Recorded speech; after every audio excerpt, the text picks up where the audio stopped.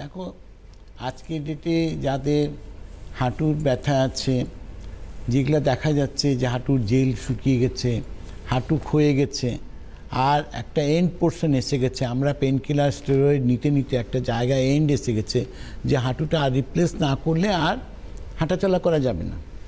কিন্তু আজকে যারা রিপ্লেস করেছেন তারা কতটা পার্সেন্টেজিক্যালি সুস্থ আছেন সেটা একটা প্রশ্ন আছে।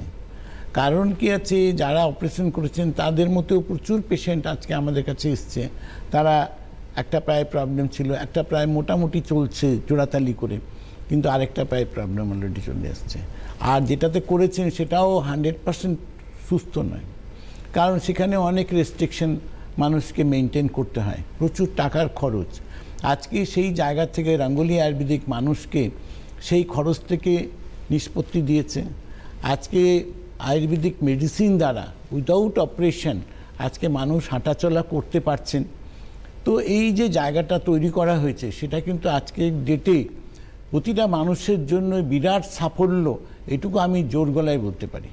আজকে যারা ট্রিটমেন্ট করছেন তারা আজকে ডেটে নিশ্চিতভাবে ঘরে হাঁটাচলা, বাইরে যাওয়া, বহু মানুষ রাস্তাঘাটে বেরোতে পারছিলেন না, তারা বেরোতে পারছেন, বহু মানুষ বেড়াতে যেতে পারছিলেন না, বেড়াতে যেতে পারছেন। এই একটা মানুষের একটা পরিবর্তন এসছে।